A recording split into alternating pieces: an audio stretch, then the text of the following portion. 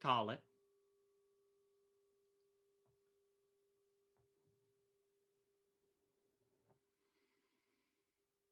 Heads. Unknown to me and them, may I be exactly the one to restore in their fulsome places new vitality and promise.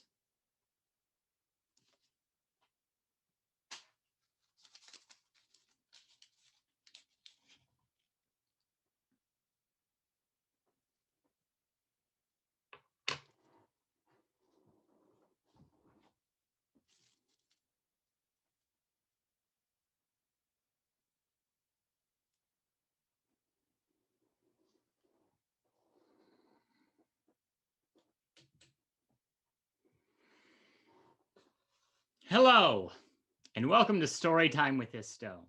You've reached Chapter 3 of Tarot Tales, a weekly gathering where I tell a little-known fairy tale based on a randomly drawn tarot card from the prior week.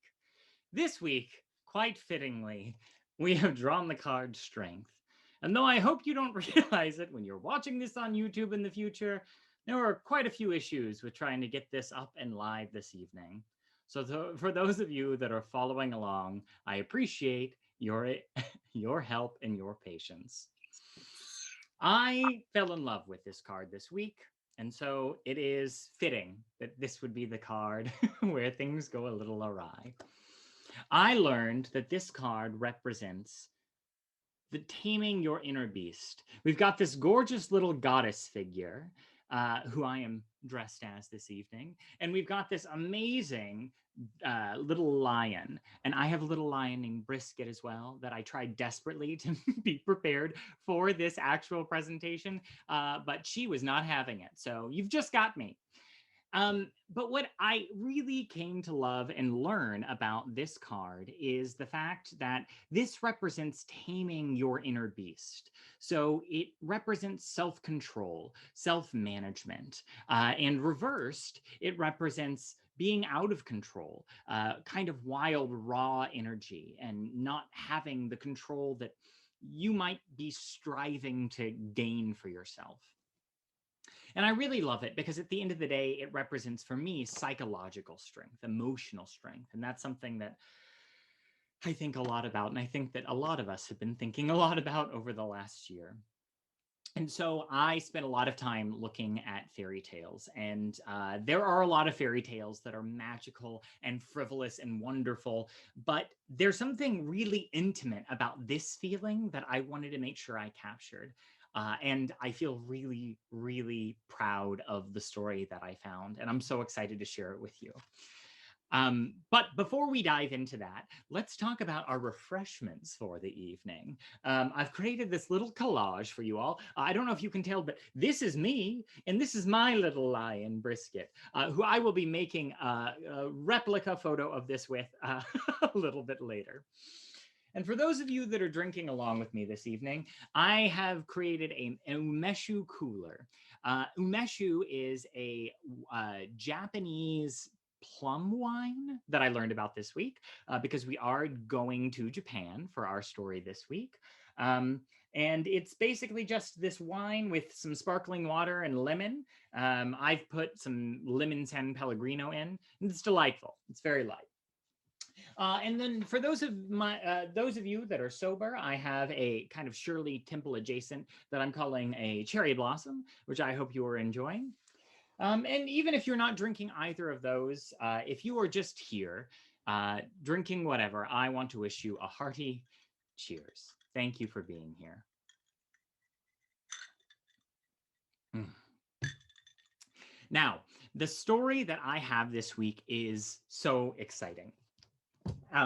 It is from Japan, and it is written by this lovely woman who knew Andrew Lang, and her name is Yei Theodora Ozaki. So the story that I have for you today can be found in the description below if you'd like to follow along in the text. And there aren't a whole lot of places referenced, but there are a few. So if you would like to see where it is all at on a map, if you're bad at geography like I am, you can find the map below as well as different ways to stay in touch and get information on the cocktails week to week. And with that, without further ado, let me introduce you to Chapter 3, The Mirror of Matsuyama, originally by Sazanami Uwaya. Years ago, in a very remote part of Japan called the Ichigo province, there lived a man, his wife,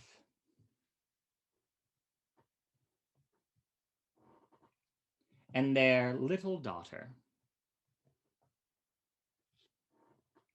She was the joy and pride of both their lives, and in her they stored an endless source of happiness for their old age.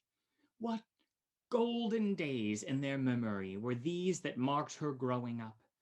The visit to the temple where she was just 30 days old, her proud mother carrying her, robed in her kimono, to be put under the patronage of her family's household god, her first dolls festival, and perhaps the most important occasion of all, on her third birthday, when she wore her first obi of scarlet and gold as it was tied round her small waist, a sign that she had crossed the threshold of girlhood and left infancy behind.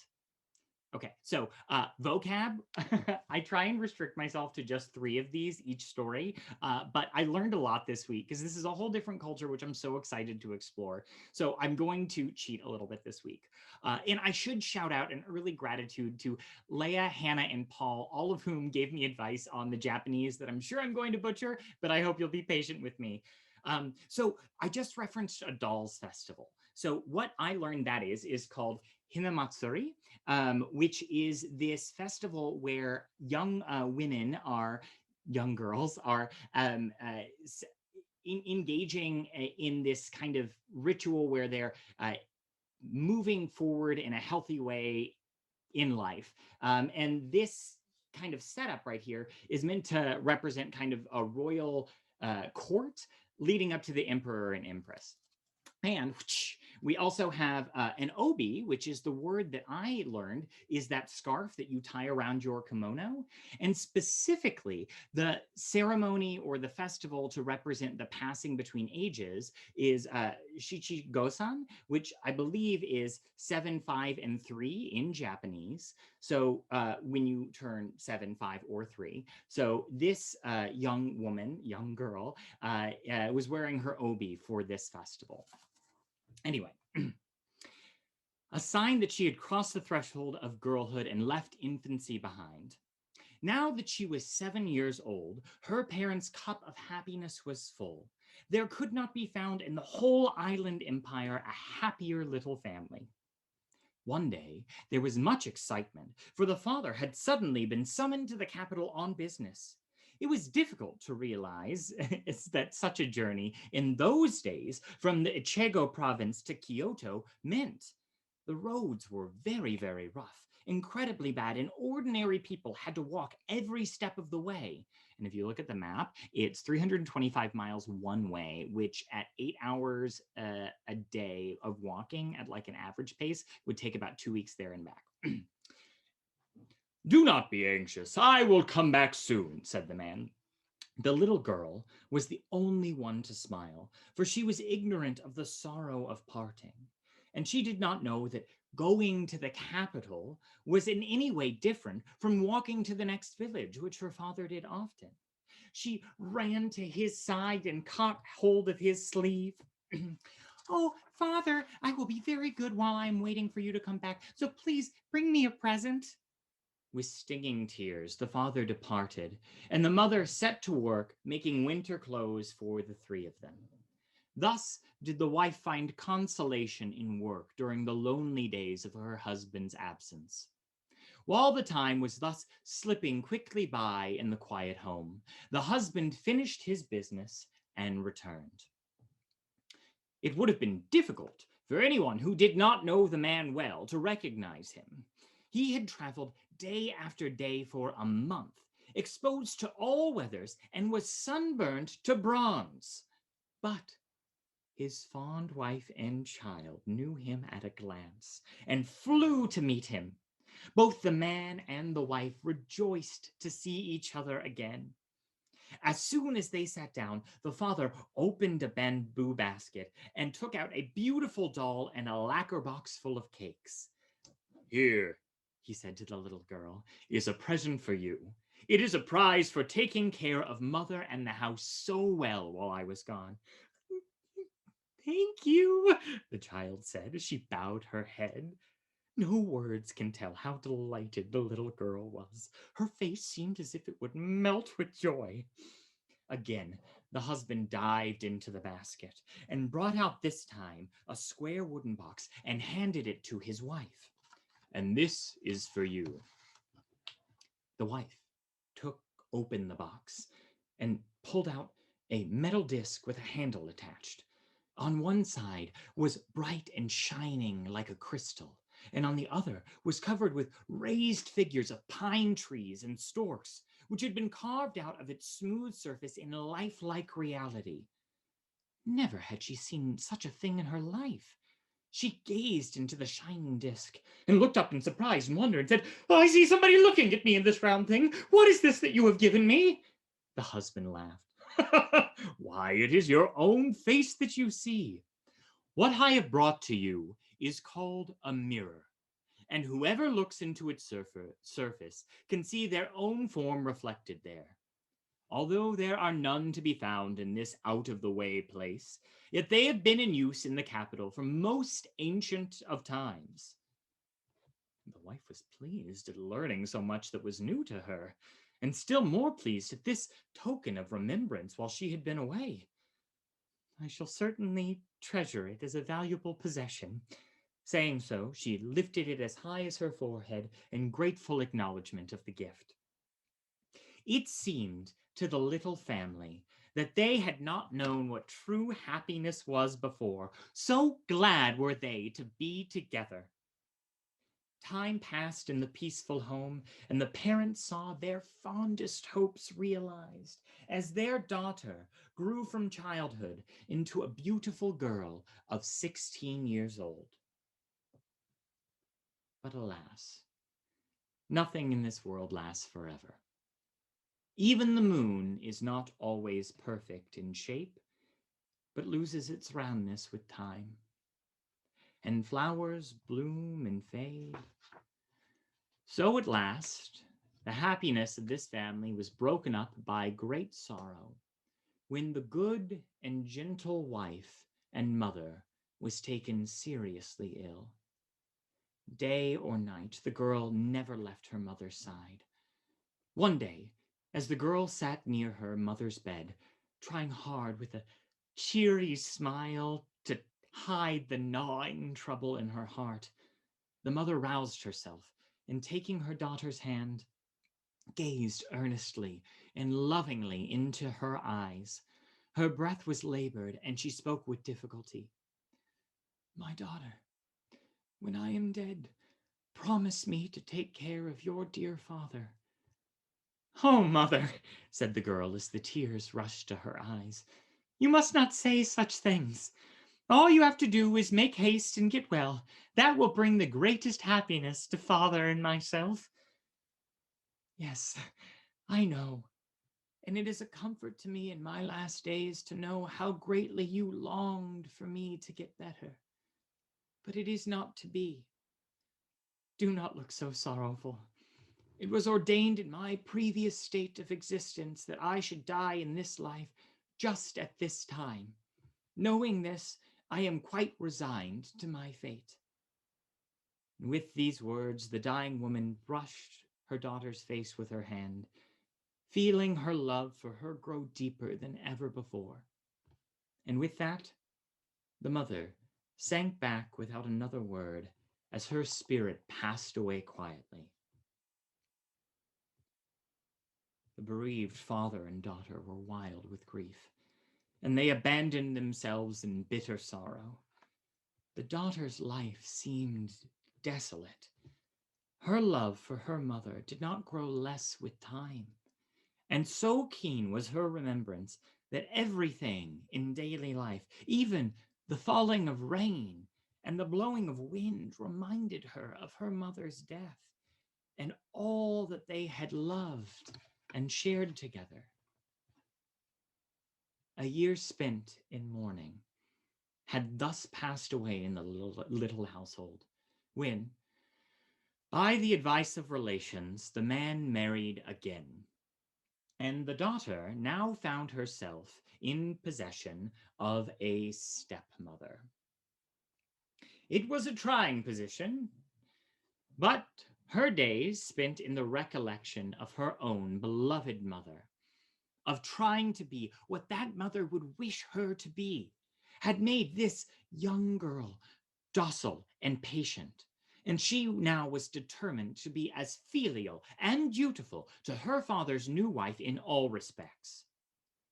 But stepmothers are proverbial all over the world, and this one's heart was not as her first smiles were.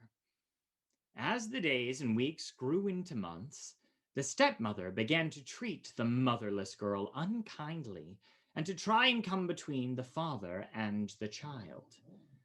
So crooked did the woman's heart become that she began to turn over in her mind how she could, by some means or another, drive the stepchild out of the house. She watched the girl carefully, and one day, peeping in her room in the early morning, she thought she discovered a grave enough sin of which to accuse the child to her father. The woman herself was a little frightened as well.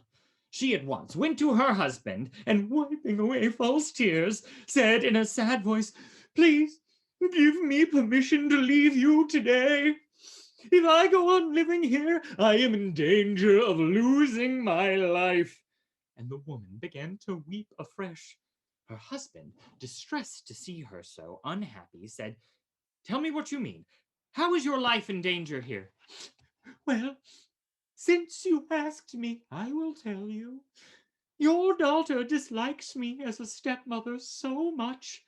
For some time past, she has shut herself in her room morning and evening, and as I was walking by, looking in, I am convinced that she has made an image of me and is trying to kill me by magic art, cursing me daily." And we got a pause. Okay, so that was a lot. Fantastic stepmother character. Love it. Um, but what she is referencing here is something I had to look up. And what she's talking about, this image of another character, image of another person being made, is what I learned was katashiro. And specifically, this katashiro is called a wara nino, or I think it is. Correct me if I'm wrong. But a wara nino specifically is made out of straw and is kind of treated like a voodoo doll, and that you can poke holes in it with these nails and cause pain to the person that you're fixating on. It doesn't. It also doesn't have to have like a negative connotation attached to it, but I believe that's what's actually being referenced here. However, and this has no relation to the story, but is the coolest thing that I learned about today or this week is this phrase called ushi no kukumairi. And so this is a specific spell that is specifically evil in a fabulous costume. So you're in a white kimono and you've got a mirror over your breast, a glass dagger in your obi, and a comb in your mouth, which I tried to figure out the reason for this, but I could not figure it out. And you go into a shrine in the middle of the night between the hours of 1 and 3, which is the hour of the ox, when the wall between the living and the dead world is its thinnest. And you go into the shrine and you nail in a Wara Nino into that tree within the shrine. And you do this day after day in order to try and cause pain or murder or some kind of harm. It's generally unspecified. But the other thing I loved learning about this is that if anybody catches you in this act, then all of the charms go back against you unless you kill that person. So We obviously need that story as well, and I'm sure it exists somewhere, but had to share that with you as well. But for the sake of this, I believe the stepmother is referring to a Wara Nino. By magic art, cursing me daily, it is not safe for me to stay here. Such being the case, indeed, I must go away. I cannot live under the same roof. The husband listened to this dreadful tale, but he could not believe that his gentle daughter so guilty of an evil act. Yet he did remember having noticed that his daughter had stayed much in her room of late. Putting this together with his wife's alarm, he thought that there might be something to account for in the strange story. He decided to go at once to his daughter and try to find out the truth. And immediately we're doing better than most Western fairy tales in that a direct conversation is happening. Pushing aside the fusama, all right, final vocab word for the week. Fusama is that like paper sliding door that you may have seen in movies. So pushing aside the fusama, he saw his daughter bending over something very intently. Looking over her shoulder, the girl was surprised to see her father, for he generally called when he wished to speak to her. Her father noted her confusion, and seeing her quickly hide something in her sleeve, said in a severe manner, "Daughter, what are you doing in here?" The girl was frightened by her father's severity. Never had he spoken to her in such a tone. Her confusion changed to apprehension, her color from scarlet to white. She sat dumb and shamefaced, unable to reply. Appearances were certainly not in the girl's favor. She certainly looked guilty. "Then, is it really true that you are cursing your stepmother in praying for her death? What evil spirit has taken possession of your heart that you should be so wicked? You have changed, my daughter." And the father's eyes filled with sudden tears to think that he should have to upbraid his daughter in this way. She, on her own part, did not know what he meant, for she had never heard of this superstition that by praying over an image it was possible to cause the death of a hated person. But she saw that she must speak to clear herself somehow. "Oh, father, father, do not say such dreadful things to me. I should never be able to pray for the death of one that you love. Surely someone has been telling you lies." "Well, then why are you always alone in your room these days?" She explained that for a very long time she had been unhappy. She had tried by amiability and obedience to break down the wall of prejudice and misunderstanding that she knew generally stood between step-parents and their stepchildren. But she soon found that her efforts were in vain. The stepmother never trusted her and seemed to misinterpret all her actions. And the poor child knew very well that she often carried unkind and true tales to her father. But the father remembered that she had hidden something away when he first entered the room. "Then tell me what it is that you have hidden in your sleeve," he said. "This," she said, "is what you saw me looking at just now." And she slipped a mirror out from her long sleeve and laid it out before him. "Why, this is the mirror that I brought to your mother when I went to the capital. You have kept it all this time. Why did you spend so much of your time before this mirror?" The girl hesitated. It was as if she was afraid to tell a deep and personal secret, but came to explain that just before her mother had died, she had given it to her as a token of remembrance. "This I give you before I die. If, after I have ceased to be in this life, you are lonely and long to see me, take out this mirror, and in the clear and shining surface, you will always see me. So will you be able to meet me often and tell me all your heart possesses. And though I shall not be able to speak, I shall understand and sympathize with you, whatever may happen to you in the future." The girl explained that in her grief she had discovered that her mother's words were true. In the round mirror before her She saw her mother's face, but it was not her mother, thin and wasted as it had been in illness, but the young and beautiful woman that she remembered from her earliest childhood. It seemed to the young girl that so earnestly did her mother look back in the mirror at her that she could almost hear the voice of her mother reminding her to be a good woman and a dutiful daughter despite all of her present troubles. "Do you doubt me?" she asked earnestly, looking into his face. With a sudden understanding, the father smote his hands together. "Oh, how stupid I am! At last I understand. You have looked at the reflection of your face all this time, thinking that you were face to face with your lost mother. You truly are a faithful child. Living in constant remembrance of your lost mother has helped you grow like her in character. I am ashamed to think that for one instant I believed your stepmother's story. I admire you and respect you so dearly, my daughter. I beg you forgive me." And here the father wept as he thought of how lonely the poor girl must have been, and of all that she must have suffered under her stepmother's treatment. The stepmother, anxious to know what would happen, had been standing outside the room, and at this moment she suddenly entered, dropping to the floor, bowing her head over her outspread hands, exclaimed to the daughter, "I am ashamed, I am ashamed! I did not know what a filial child you were. With a stepmother's heart, I have disliked you all this time. Hating you so much myself, I came to think you reciprocated the feeling. From this day, I throw away my old and wicked heart, and in its place I put a new one, clean and full of repentance. I shall think of you as a child that I have borne myself. Please throw into the water all that has gone before, and give me, I beg of you, some of the love that you have hitherto given to your own lost mother."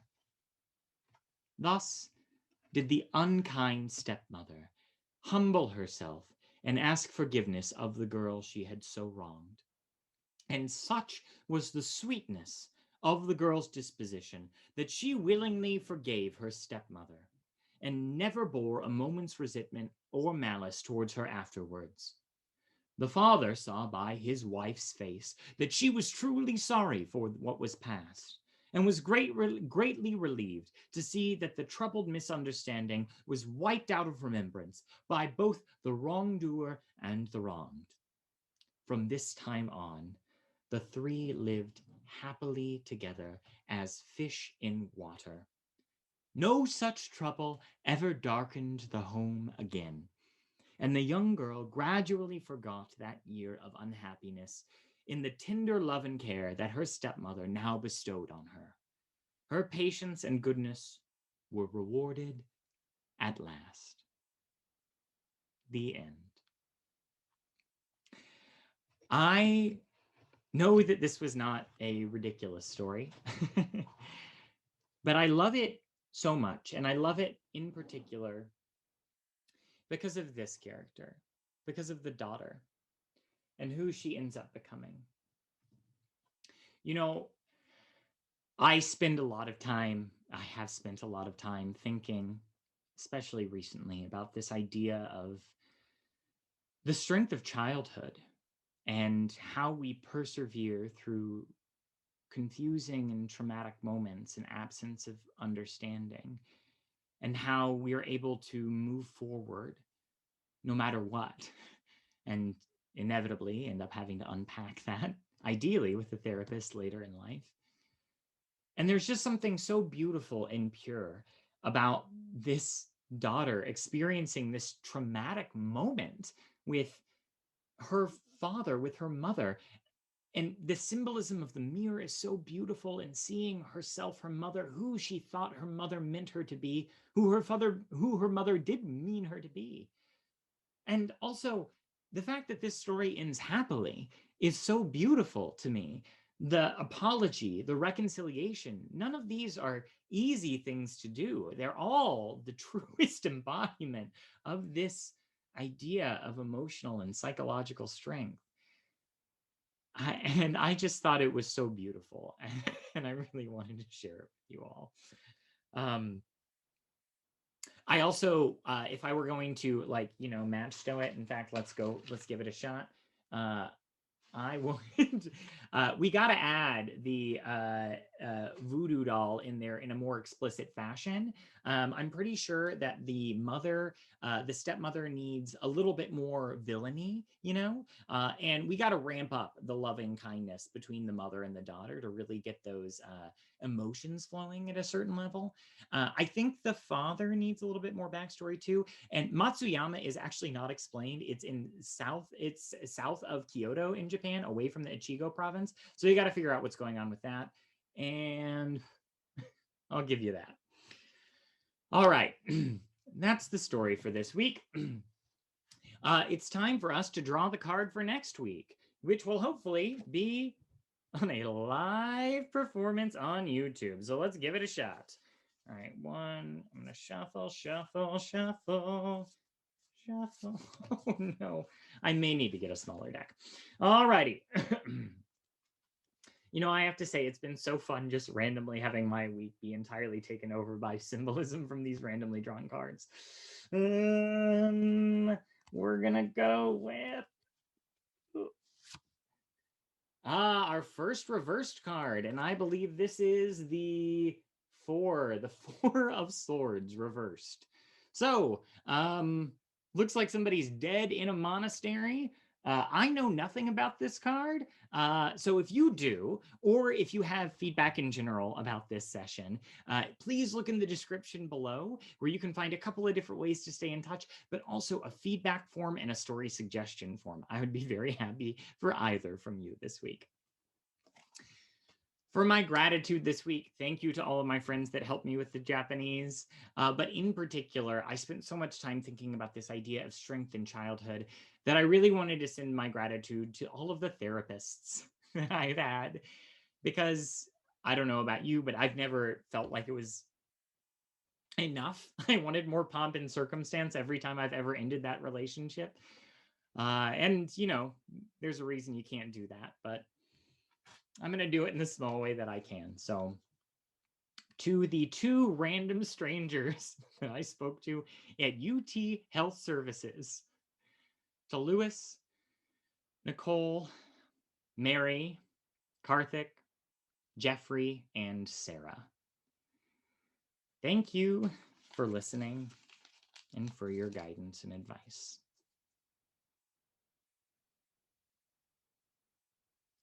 And if you're not in therapy, and you never have been, I highly recommend it. And so,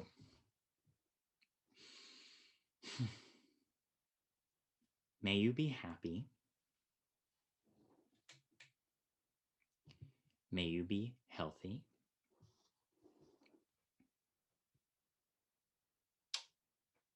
May you treat yourself with love and respect. May you continue to grow and find the strength to persevere through the painful parts of growth. May you find inspiration all around you, and may you find peace. Until next week, thank you for joining me this week. Goodbye, y'all.